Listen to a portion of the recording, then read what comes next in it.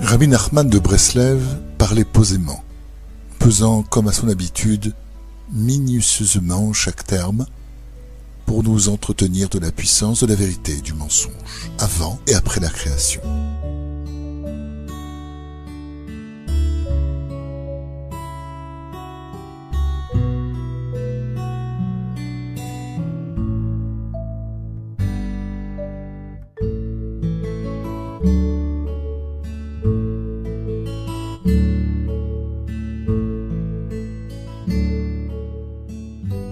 Un enseignement parle de 4 tzadikim qui sont montés dans le Pardès, le verger mystique.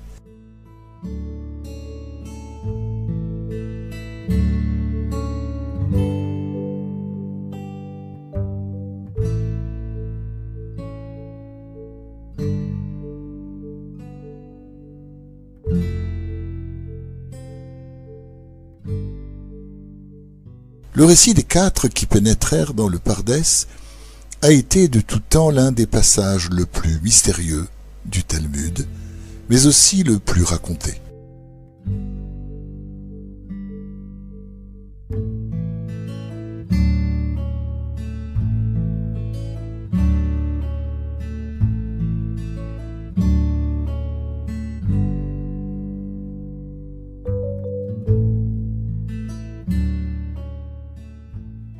Rabbi Akiba en sortit idem.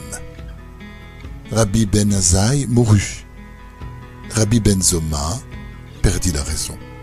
Et Elisha Ben Abouya abjura sa foi. Pourtant, au départ, Rabbi Akiba avait recommandé à ses amis de se méfier de l'illusion.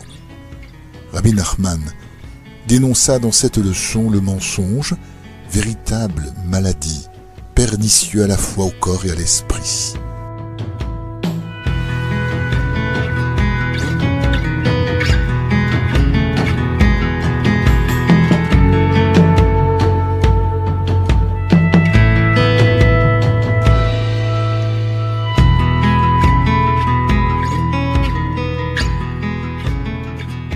Dans ce monde-ci, il faut se parfaire jusqu'à l'unité et être totalement un, totalement bon, au point d'être parfait après la création, comme on l'a été avant la création.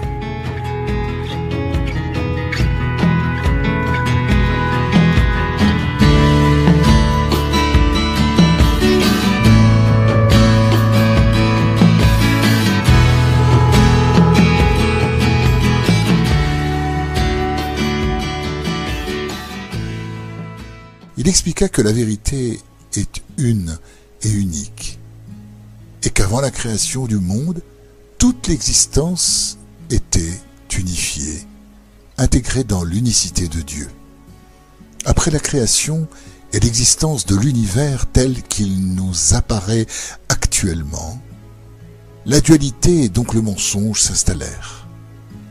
Il nous semble en conséquence que 2 entités séparées existent, Dieu et la création. C'est une fausse impression, car notre vision ne fonctionne pas comme elle devrait. En vérité, même après la création du monde, la pré-création reste toujours incluse dans l'unicité de Dieu.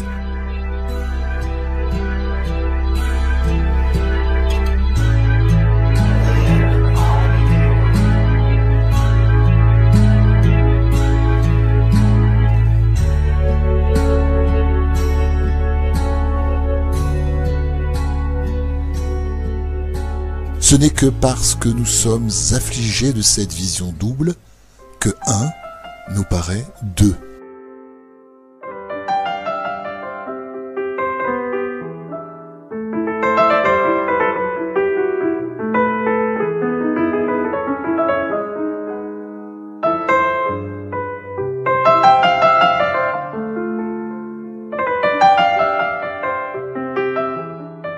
Pour comprendre le rôle joué par le mensonge dans la dualité, il faut se rappeler que lorsque Dieu donna Ève à Adam, le 2e être humain, comme 2 individus ne voient pas les choses de la même façon, le penchant du mal mit à profit ces différences de vue pour introduire le mensonge et l'impureté dans le monde.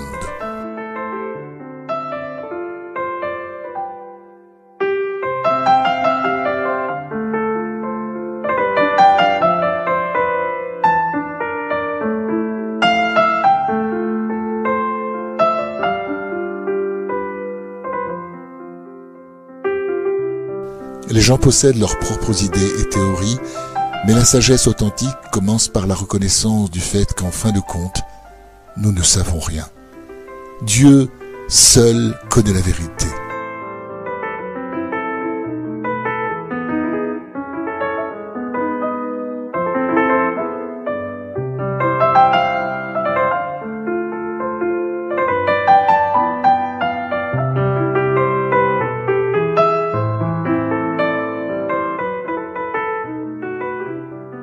Nos sages nous enseignent.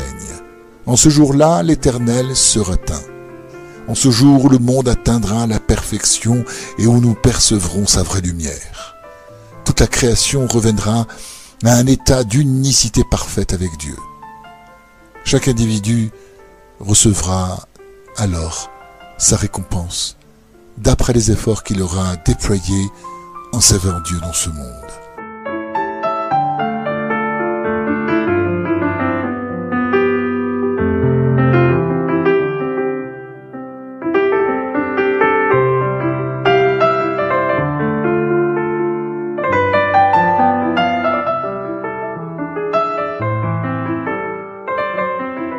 Il n'existera pas deux hommes sur terre qui obtiendront la même récompense.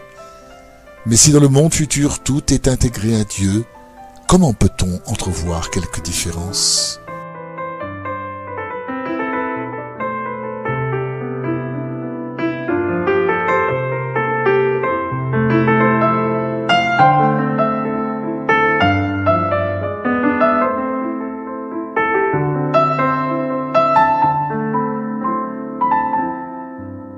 Rabbi Nathan dit que ces concepts sont en vérité extrêmement profonds. Les secrets qui s'y cachent restent en deçà de la compréhension humaine. Ce paradoxe est dû au fait qu'il nous paraît exister deux entités séparées, celle d'avant la création et celle d'après la création, alors que tout est dans une unité parfaite.